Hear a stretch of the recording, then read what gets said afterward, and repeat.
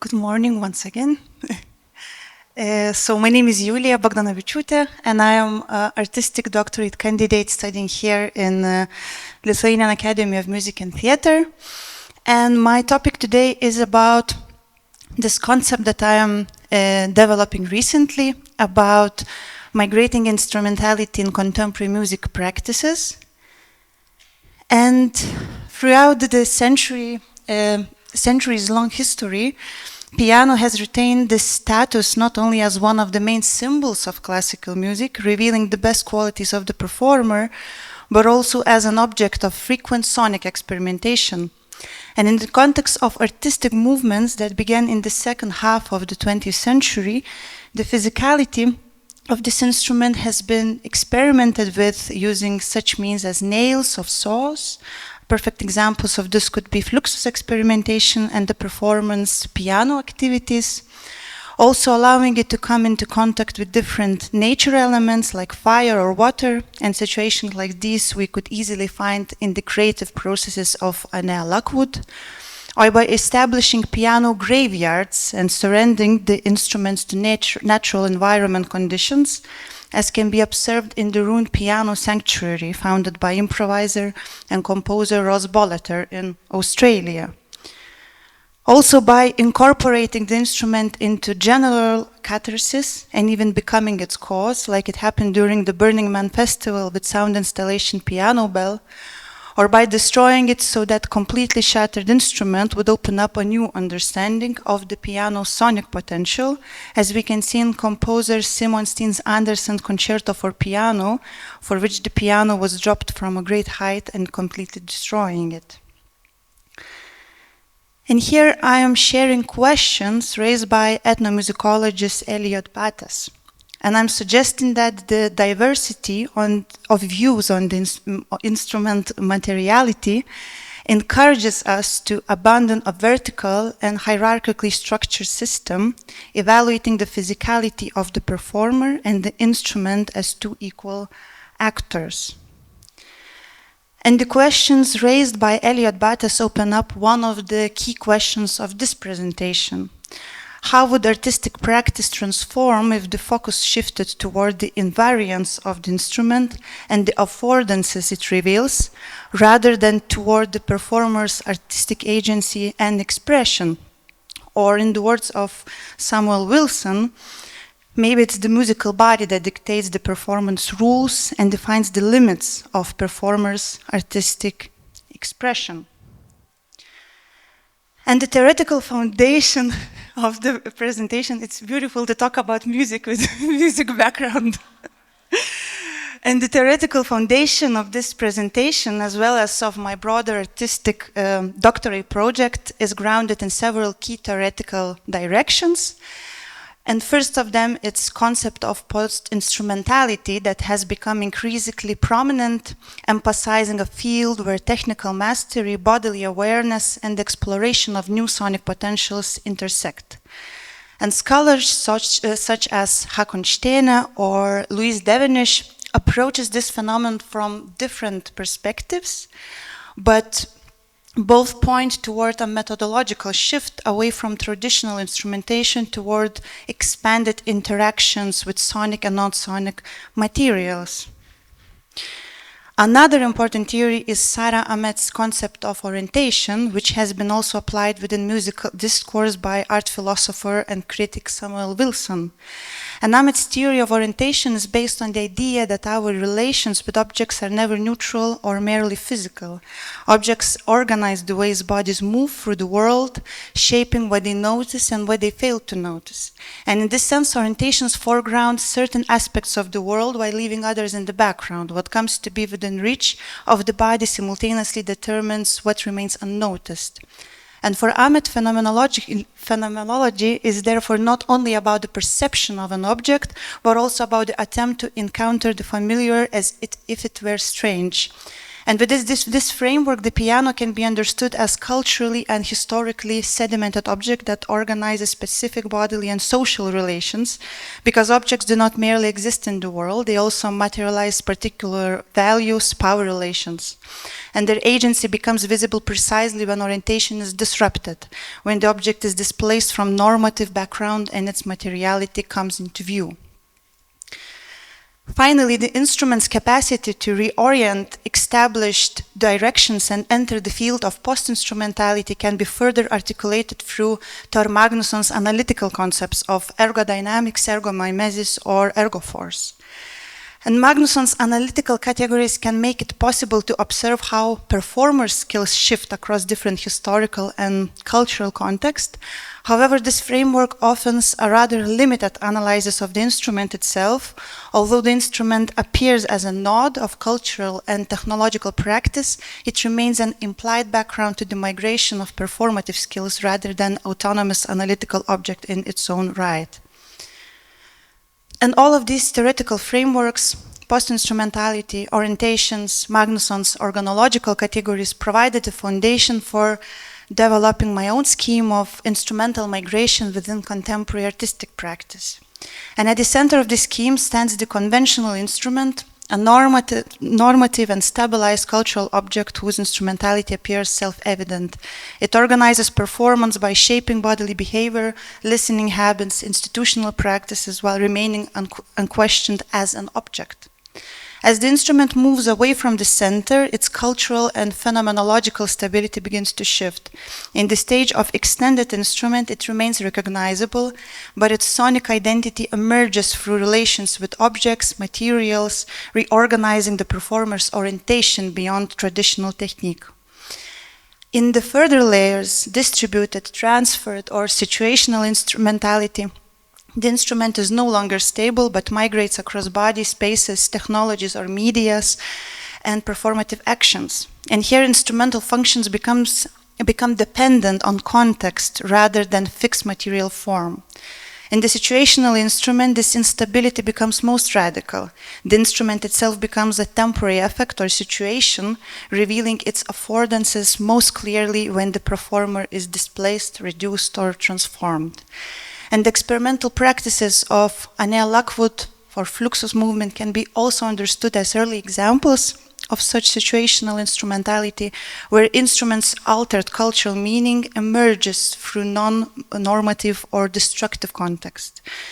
And more broadly, migrating instrumentality destabilizes normative relations to the piano, making visible its hidden material, historical, or embodied conditions. And in this sense, instrumental migration is not simply a transformation, but rather a reorientation of the musical object itself. And all of these thoughts led me to my own creative practice, which I call piano triptych, and which I'm developing through my doctoral artistic research. And in the background, you can see many different performing situations where we can see performance stop, prepare, prepare variations on Ode to Joy by Jennifer Alora and Guillermo Calzadilla. And according to Samuel Wilson, the situation arises where the pianist, paradoxically inside the piano, is in every other sense outside. It's an uncomfortable situation both for the pianist who is struggling to reach the keys and for the piano in a very symbolic sense. So in this context, then, the performer's actions is first and foremost changed by instrument itself, by the knowledge acquired in a very particular creative situation. And the first work that I was developing in 2023 with creative team, it is called Concerto and Installation for Piano and a Piece of Furniture. And here is just a very short introduction of the whole concept. And the concert features a continuous 30 minutes montage of piano repertoire, and the pianist, in this case me, performs the same program twice. The only difference is the audience. In one case, a group of people hear the concert first, followed by the installation. In the other case, people start with installation, followed by live acoustically performed concert. And in one case, viewer sees only the piano, which becomes the main embodied agent. A kind of reduction extends the way we see the instrument when there is no performer around to control it. And in the concert, the performer is seen in relation with the piano. So in this way, two completely different events are created, and the listeners, depending on the order in which they have listened to these musical events, gain a personal and different impression. Here is a very short video of the whole process, so I will just see if we have sound.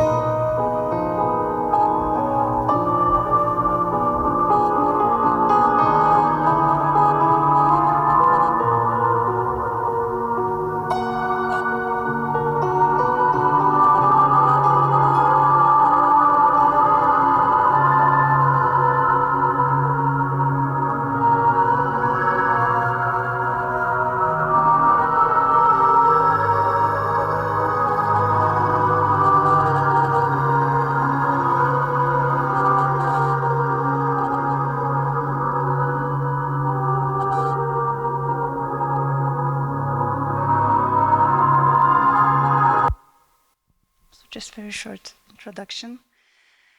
And the symbolic shift here emerges from the piano's own cultural and emotional significance together with the affective field historically attached to it. In this context, encountering a self-operating piano detached from the performer's body may generate an ambivalent experience, often marked by melancholy or sense of loss. And this affective response does not arise from the technical setup itself, but from the transformation of piano's symbolic function. By reducing the performer's physical presence, the vulnerability of the instrument is exposed as a carrier of culture, memory, and traces of any human activity. Thus, reduction in this work functions not only as a reconfiguration of performative means and conditions, but also as a mechanism of symbolic transformation, through which piano shifts from traditional mediator of music expression into a sign of memory and absence. At the same time, other instrumental categories remain active. In pianist's recital, the conventional instrument is still present, while moments of extended instrumentality emerge through the use of extended techniques. Furthermore, the compositional process established both instrumental situations as equal musical partners, activating the category of distributed instrumentality, since the full musical experience can only be realized through audience engagement with both interconnected musical events. And another creative work is physical theater and music performance Compost. So the musical instrument in this piece aimed to reflect different states of decay and change. For example, piano number 1 is instrument that had no obvious defects or deviations from the norm, but was obtained from people free of charge. Piano number 2 that has been standing outside for a couple of years and had become to physically decay and decompose.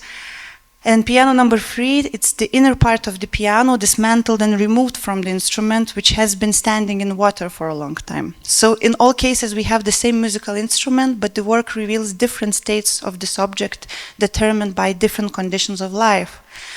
And this work is particularly interesting because in this creative process underwent a substantial transformation. So the shift was significant not only conceptually but materially. Due to fragile physical conditions of the instruments, some of these instruments underwent irreversible transformation. So for example, one piano, after prolonged exposure to outdoor conditions, physically collapsed and lost its structural stability. So rather than intervening in its internal mechanisms, it was reconfigured into a table-like horizontal form, allowing its altered material state to become part of the compositional logic. And from the perspective of sonic construction, this work deliberately avoids the logic of conventional instrument. Instead, it's primarily grounded in the category of extended instrument, where physicality is where physically recognizable instruments are transformed through preparation, material alteration, and expanded playing techniques. This applies not only to the piano itself, but also to the fragmented parts of the instrument. For example, a suspended piano soundboard, that you can see also right here, is amplified with contact microphones and transformed through electric guitar effect pedals, while the table-like piano is played only with wooden sticks coated with rosin, producing friction-based sounds. So unlike the previous work, which activated multiple instrumental categories, this piece is structured predominantly through one operative mode, and that's its extended instrumentality. And the third work that is still in progress, so I will just introduce it very briefly. It's called I Didn't Hear What You Say. And although the disc clavier piano was developed as early as the 1990s, its function has often been reduced to that banal automated instrument commonly found in restaurants or hotel lobbies, operating without the pianist, without presence of a pianist. And when the conventional functions of the piano are expanded through processes of automation or robotization, fundamental question emerge if this instrument begins to exist as autonomous agent in its own right. So this piece is, as I mentioned, is still in progress, but the initial compositional aim is to activate all categories of instrumentality simultaneously, allowing the piano to operate across multiple functional and symbolic layers. So the conventional instrument remains present through live piano performance itself, where the pianist engages in recognizable score-based playing practices and maintains the traditional concert framework. The transferred instrument emerges through performative gestures displayed into the surrounding environment. Certain body actions are synchronized with pre-constructed instrumental sounds that evoke the sonic identities of other instruments, extending the instrumenting function beyond direct contact with the keyboard. A sense of distributed instrumentality is created through precise synchronization between live performance, mechanized disc clavier, soundtrack, additional sounding objects. And in this way, it's like our aim is like to create this piano orchestra in the frame of one instrument. The extended instrument is articulated through use of extended techniques that transform the piano's physical and sonic possibilities. These include other objects like plastic strings or fishing lines, attaching them to the piano strings and allowing sound to be produced across physical distance. Finally, the situational instrument emerges through the dramaturgical dialectics of the work itself. The piano appears as an active stage partner. It speaks with the performer. Its lid moves autonomously, and video material appears on screen, revealing fragments of the instrument's past. In this context, situational instrumentality becomes the most destabilizing category, as the piano continuously shifts between roles. It's played conventionally, controlled remotely, sounded through its internal mechanism, and at one point in the formal structure of the piece even assumes the role of a teacher, becoming a source of instruction and direction for the performer. So to conclude, the instrumental axes discussed here function as a multi-layered creative strategy, revealing that in contemporary musical practice, the instrument can no longer be understood as stable and autonomous musical object, but rather as a dynamic process continuously transformed through bodies, objects, technologies, and material relations. Within such practices, the role of the performer shifts as well, rather than as a mediator adapting to the demands of the situation and changing conditions of instrumental agency. As the status and functions of the object shift, traditional performative skills become decentered, and the conventional understanding of pianistic mastery loses its weight. Instead, virtuosity is reconfigured within a broader framework of pianistic thinking, where musical experience is continuously recontextualized. Moving beyond the normative boundaries of pianism, the directions of instrumental migration make it possible to reach a point where meaning is no longer grounded in technical skills or the display of mastery, but emerges from the instrument's own operation and materiality. At the same time, instrumental migration destabilizes normative orientations toward the musical object. The instrument becomes unfamiliar to itself, exposing the hidden historical, cultural, embodied structures that usually remain invisible. So taken together, these reflections demonstrate that migration should not be understood as a completed phenomenon, but as a continuous and evolving process. Its future directions will be increasingly shaped by advances in artificial intelligence, smart technologies such as sensor systems or robotic applications in instrument production. Such developments demand a reconfiguration of ethical thinking and a deeper sensitivity to materiality, redefining how agency, authorship, and human-material relations are conceived in contemporary artistic practice.